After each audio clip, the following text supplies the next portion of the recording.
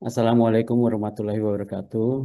Waalaikumsalam warahmatullahi Selamat wabarakatuh. pagi menjelang siang Bapak Ibu sekalian yang saya hormati. Uh, Tadi ada Bapak Menteri Pendidikan Kebudayaan Riset dan Teknologi, kemudian ada Ibu Menteri Lingkungan Hidup dan Kehutanan, Bapak Rektor, Bapak Dekan, tadi ada Ibu Widi dari Kementerian Pertanian, dan para pembicara.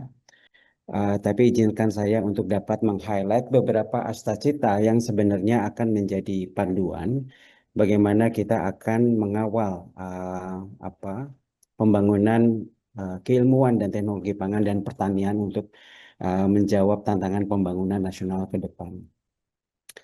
Bapak Ibu sekalian, sebenarnya saya mengangkat kembali amanat dari Undang-Undang 59 tahun 2024 tentang RPJPN 2025 sampai 2045, rencana jangka panjang kita, di mana Indonesia akan mempercepat transformasi yang basisnya adalah transformasi ekonomi, transformasi sosial, dan transformasi tata kelola.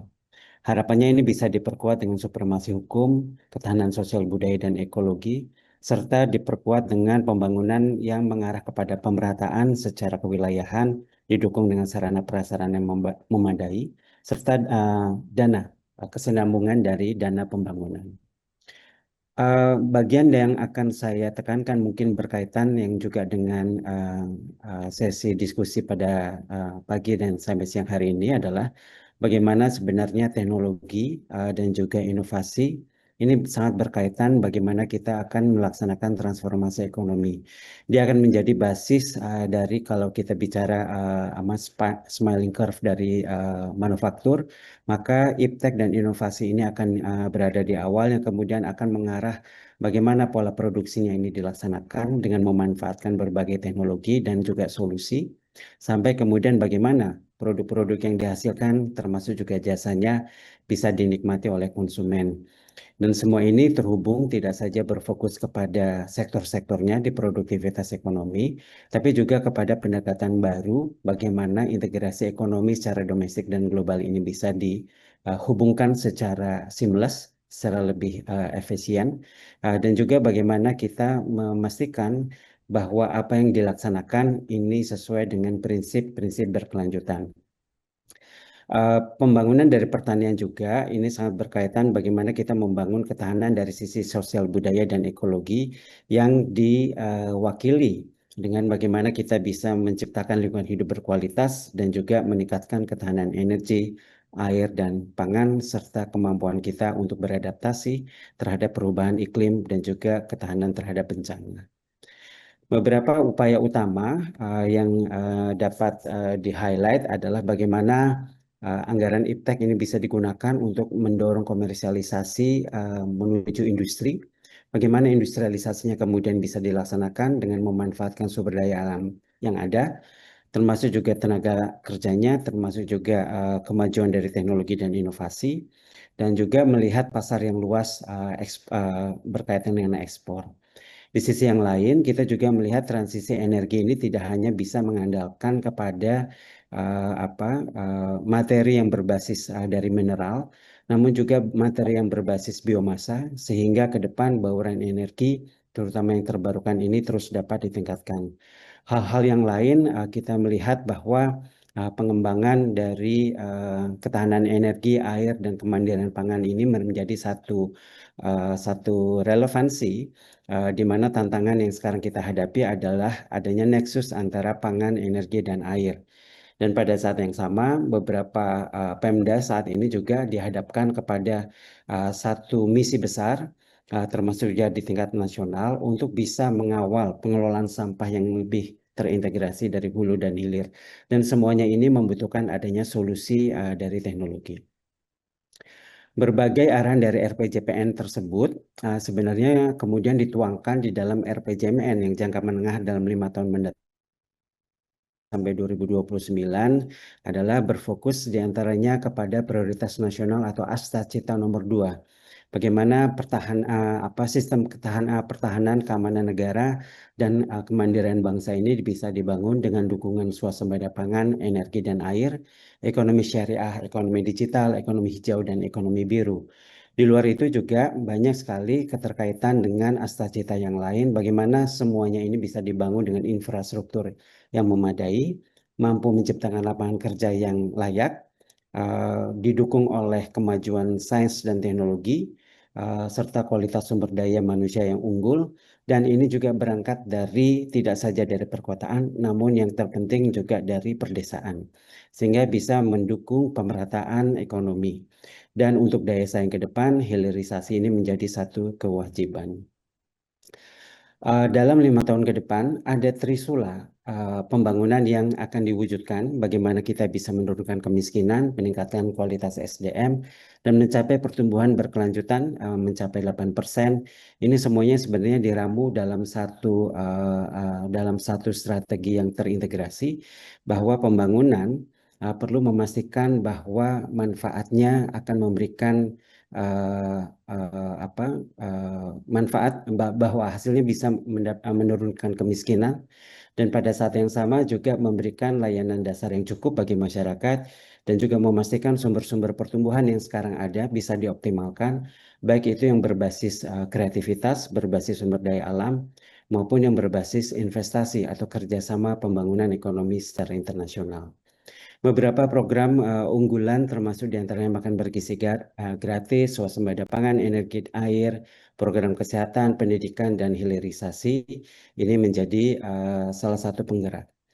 Khusus untuk kebijakan berkaitan dengan pangan dan pertanian, ini tidak saja terkait hanya dengan prioritas nasional yang kedua, di mana swasembada pangan menjadi core-nya, namun juga ini didukung oleh prioritas nasional yang lain. Ini adalah konstruksi dalam RPJMN, bahwa pengolahan dari sumber daya alam ini tidak saja ditujukan pangan, namun juga untuk energi, bagaimana juga bisa memenuhi kebutuhan gizi, didukung oleh penguatan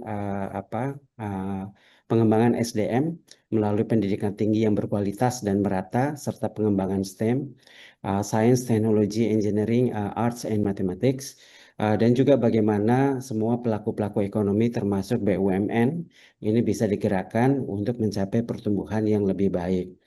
Tentu semua ini akan dikawal bagaimana kontribusi dari berbagai pemangku kepentingan untuk bisa mengedepankan praktek-praktek berkelanjutan, dan pada saat yang sama mengoptimalkan kolaborasi untuk menyelesaikan berbagai tantangan pembangunan yang ada.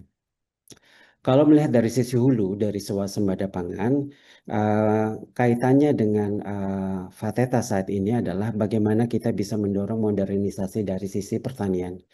Dan di luar itu tentu kita juga berharap adanya pangan-pangan yang disediakan ini cukup bergizi, sehingga fortifikasi, biofortifikasi, dan semua sumber daya yang digunakan dalam bentuk input untuk bisa mewujudkan ini bisa dihasilkan di Indonesia. Di luar dari itu, tentu kita juga berharap adanya solusi-solusi yang ditawarkan, baik itu dalam bentuk input pertanian yang baik, uh, baik itu juga berkaitan dengan produksi benih, pestisida, pupuk yang bisa memampukan produktivitas ini terus ditingkatkan, tidak saja berfokus kepada tanaman pangan, namun juga pada hortikultura, perkebunan, dan juga produktivitas dari produksi hewan. Dan ini adalah struktur secara lengkap. Mungkin saya lewati saja. Namun secara umum bahwa sebenarnya Indonesia saat ini dalam rangka mencapai swasembada pangan tengah memutakhirkan adanya transformasi sistem pangan yang sudah dimiliki. Jadi bagaimana pasokan dari pangan ini tidak saja berfokus peningkatan produktivitas, namun juga memastikan ketersediaan pangan ini terjangkau, affordable, terjangkau secara fisik, secara ekonomi, tapi pada saat yang sama juga bisa dipastikan kualitas maupun keamanannya. Dan ini semuanya membutuhkan adanya kolaborasi, dan kami melihat bahwa transformasi sistem pangan di Indonesia tidak cukup berfokus kepada kualitas dan kuantitas, namun juga memastikan bahwa dia dapat disediakan dengan melibatkan lebih banyak petani, nelayan, dan pada saat yang sama memastikan petani dan nelayan juga bisa menjangkau pangan-pangan yang berkualitas. Dan pengembangan pangan lokal yang berkualitas ini tentu akan menjadi bagian yang uh, cukup besar, di mana bahwa area dari transformasi sistem pangan ini juga berfokus kepada bagaimana produktivitas yang didukung dengan mekanisasi, modernisasi, maupun juga dengan berbagai macam solusi bisa disediakan. Saya juga mungkin meng-highlight bahwa pengembangan teknologi ini tidak saja difokuskan kepada bagaimana kita memproduksi pangan, tapi mengolah semua dari hasilnya ini untuk bisa kemudian menghasilkan pendekatan yang ekonomi sirkular.